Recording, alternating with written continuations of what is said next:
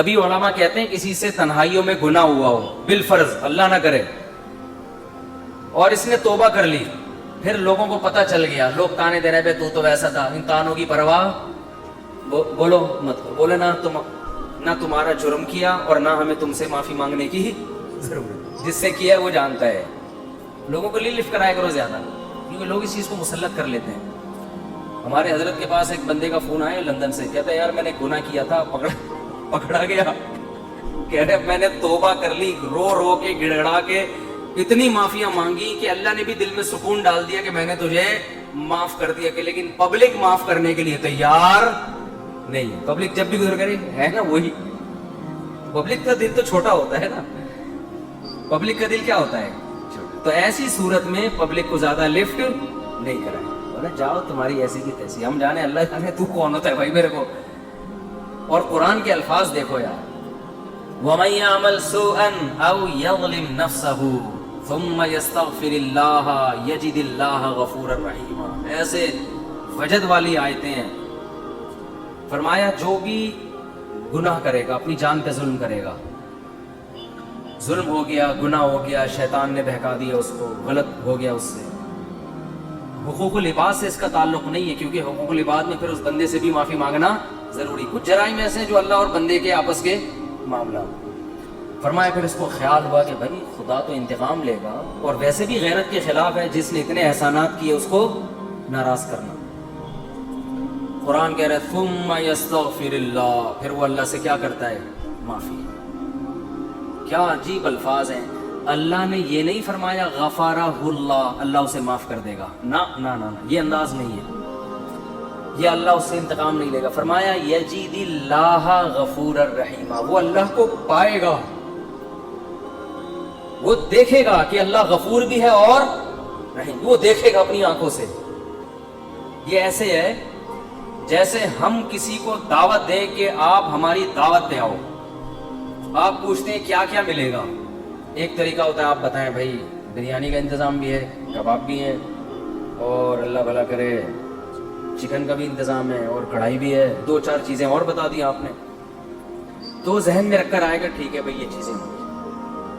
ایک اسٹائل یہ ہوتا ہے وہ کہ بھائی کیا ملے گا، تو آپ اس کو بتائیں جب تم آؤ گے نا تو میری دعوت میں پہنچنے کے بعد تمہیں محسوس ہوگا کہ وسیم بھائی چھوٹے موٹے سیٹ نہیں ہے، وسیم بھائی نے دعوت یہ جی تم پالو گے، یہ چیز محسوس کرو گے کہ وسیم بھائی طبیعت کے تنگ، ایسا دسترخوان ہوگا، چھوڑو بریانی کباب، چھوٹی وہ غریبوں والی باتیں ہیں،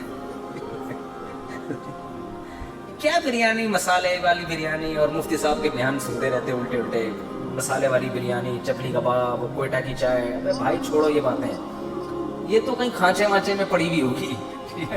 یجد تم پاؤ گے، مجھے محسوس کرو گے کہ یہ چھوٹا موٹا سیٹ نہیں ہے، دسترخوان دیکھ کے اندازہ ہو جائے گا بھائی کوئی بہت بڑا آدمی ہے۔ قرآن کیا کہتا ہے؟ جو گناہ کرے گا اور توبہ کرے گا یجد اللہ غفور الرحیم، اللہ یہ نہیں فرما رہے کہ اس کو معاف کروں گا، اللہ فرماتے ہیں جیسے کوئی بندہ دعوت پر آئے تو آپ کہو بھائی تم پاؤ گے کہ میں چھوٹا موٹا سیٹ نہیں ہوں، تو اللہ کا انداز یہی ہے۔ فرمایا تم سے کتنا بڑا جرم ہو جائے، کتنا بڑا جرم، یہاں تک کہ نبی نے فرمایا کہ اللہ فرماتے ہیں یا عبادی لو بلغت ذنوبک عنان السماء، تم نے گناہ کرتے کرتے کرتے کرتے زمین آسمان کے خلا کو بھر دیا، اتنے گناہ ہو گئے، ثم استغفرونی، پھر ایک دن تمہیں خیال آیا یار یہ غلط ہوا ہے، یہ نہیں ہونا چاہیے تھا، رب کو منانا چاہیے، بالآخر اس کا انجام برا ہے، گناہ کی سزا ملتی ہے، تو آپ نے ہاتھ اٹھا کے اللہ سے معافی، کسی اور کے در پہ نہیں گئے، کسی کی پرواہ بھی نہ کرو کون کیا کہہ رہا ہے، اللہ سے معافی مانگی۔ تو حدیث کے الفاظ کیا ہیں؟ قرآن کے الفاظ بھی عجیب ہے جو میں نے بتائے، قرآن کے الفاظ کے اللہ فرماتے ہیں معاف کرنا تو یہ تو ہلکی بات ہے نا، معاف کروں گا تو مطلب یہ کہ یہ بریانی ملے گی، کوفتے ملیں گے، سالن، یہ تو ہم نے بتا دیا نا۔ اللہ فرماتے ہیں توبہ کر کے دیکھ تو اللہ کو غفور اور رحیم پائے، غافر نہیں، راحم نہیں، غفور مبالغہ ہے، تو اللہ کو محسوس کرے گا کہ تیرا رب چھوٹا موٹا معاف کرنے والا نہیں ہے. رحیم کا مطلب بہت رحم کرنے والا ہے. اور اللہ یہ تجھے دکھائے گا. دکھائے گا کا مطلب کیا ہے؟ تیرے دل میں سکون پیدا ہو جائے گا کہ میرے رب نے مجھے معاف کر دیا. یہ توبہ کا پہلا انعام ملتا ہے دنیا میں. معاف بھی کرے گا اور اطمینان بھی دلا دے گا. معاف کر دیا. تعلق، وہ اطمینان کی علامت کیا ہے؟ اللہ سے جو تعلق ٹوٹا ہوا تھا وہ آپ کو جڑا ہوا محسوس ہوگا. گناہ کی وجہ سے جو دل میں کالک آ گئی تھی وہ کالک آپ کو ختم ہوتی ہوئی نظر آئے گی. یہاں تک علماء کہتے ہیں کہ بعض لوگ گناہ کر کے ایسی توبہ کرتے ہیں کہ گناہ سے پہلے جو اللہ کا ان سے تعلق تھا نا، گناہ کے بعد جب توبہ کی تو اس سے زیادہ اچھا تعلق پیدا ہو جاتا ہے ان کا، پہلے سے بھی زیادہ اچھا اللہ کی محبت پیدا ہو جاتی ہے. یہ تو قرآن میں، حدیث میں کیا آتا ہے کہ اگر زمین اور آسمان کے خلا کو تم نے گناہ کر کر کے پر کر دیا، ثم استغفرونی، پھر مجھ سے مغفرت طلب کرو، لغفرت، معاف کروں گا. اتنا کافی تھا نا یہ جملہ؟ یار نہیں آ رہی سمجھ میں. دیکھو اللہ یہ کہہ دیتے کہ زمین اور آسمان کے خلا کو پر کر دیا، مجھے ناراض کیا ہے نا، پبلک کے پاس جانے کی ضرورت نہیں. عیسائیوں میں پادریوں کے پاس جا کے معاف کرواتے ہیں، اتنے پیسے لے لو معاف کر دو. اللہ کہتے ہیں پادری کا کیا بگاڑا ہے تم نے؟ ناراض مجھے کیا ہے. نماز چھوڑی ہے، مجھے ناراض کیا. زنا کیا، مجھے ناراض کیا.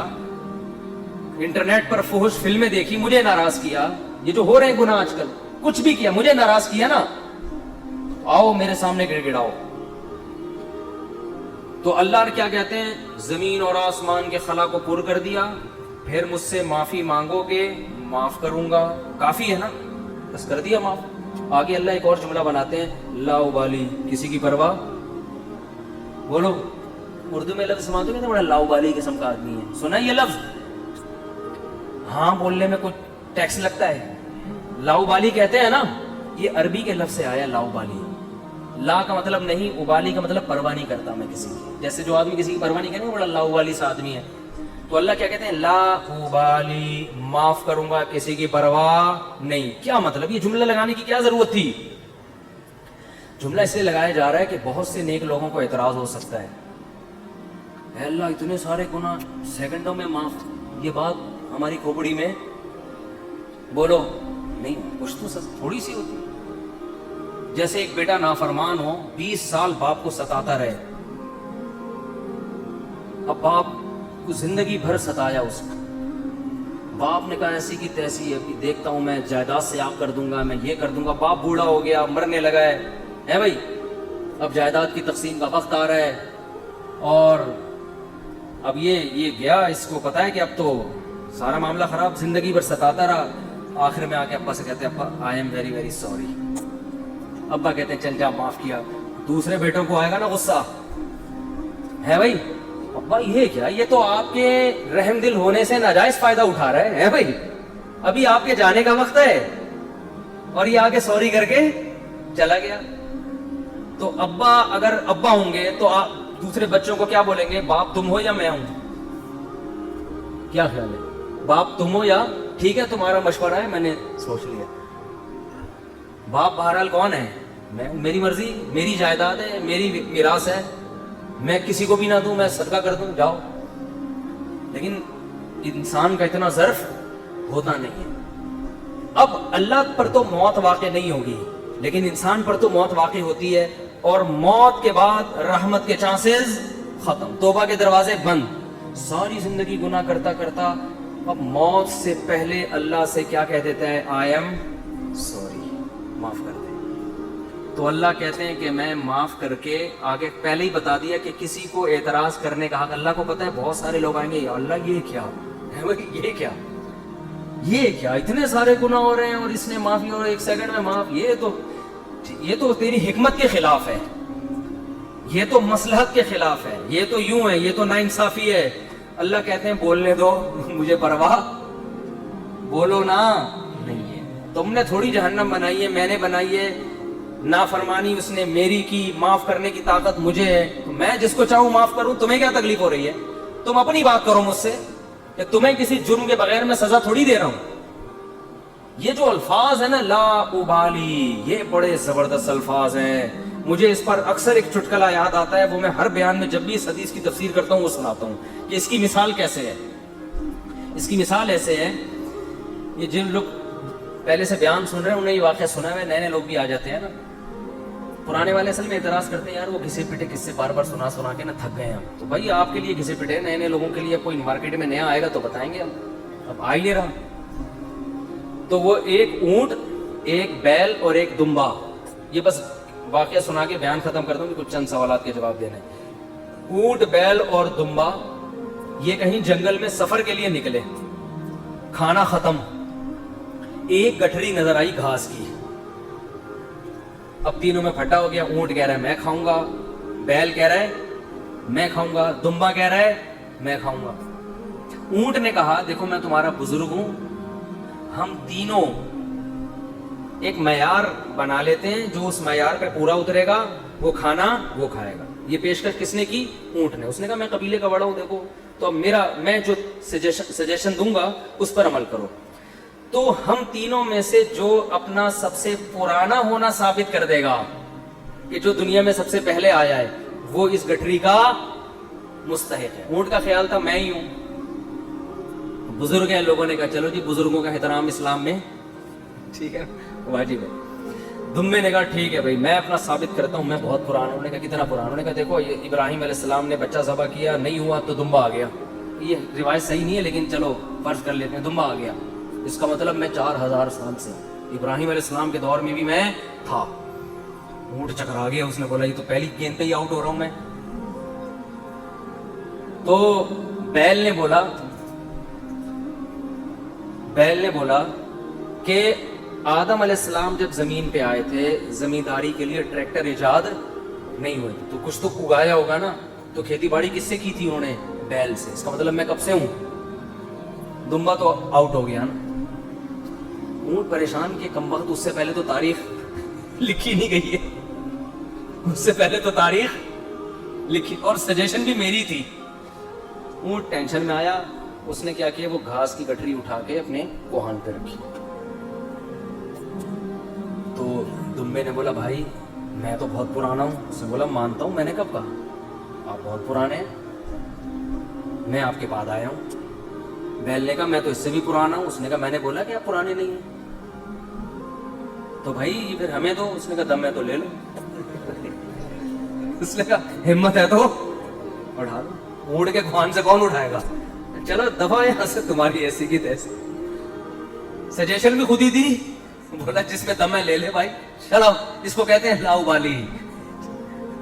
نہیں آئی بات سمجھ میں. اللہ ایسا نہیں کرتا کہ وہ اپنی تجویز کے خلاف چلے. یہ تو میں نے صرف واقعہ سمجھانے کے لیے کہ بھائی اللہ کے سامنے کون لڑ سکتا ہے, اللہ کے سامنے کون دلائل دے سکتا ہے کہ اللہ وہ اتنے سارے گناہ کیے تو 2 منٹ میں معاف کر رہا ہے. اللہ کہتے ہیں جو جس نے دلائل کے انبار لگانے ہیں نا, پہلے لگا کے رکھے, کتابوں میں لکھے, پورے رسالے لکھتے. میری نظر میں اس کی کوئی ویلیو نہیں ہے, کیونکہ خدا میں ہوں تم نہیں ہو. نافرمانی میری کی ہے, تمہاری تھوڑی. تمہیں کیوں تکلیف ہو رہی ہے؟ یغفر لمن یشاء ویعذب من یشاء, جس کو چاہوں گا معاف کروں گا, جس کو چاہوں گا عذاب دوں گا. یہ اللہ نے اپنے ہاتھ میں رکھا ہے تاکہ جب کوئی گناہ کرے تو گڑ گڑائے کس کے سامنے؟ اللہ کے سامنے. ہمیں پتا ہے کہ اللہ کے سوا معاف کرنے والا کوئی بھی نہیں ہے. معافی کا اختیار اللہ کے ہاتھ میں, سزا کا اختیار اللہ کے ہاتھ میں. تو میں اس لیے کرا رہا ہوں کہ مخلوق کو زیادہ لفٹ کرانے کی ضرورت نہیں ہے. لوگ مجھے کہتے ہیں ہم سے گناہ ہو گیا, فلانے کا یوں ہے یوں ہے.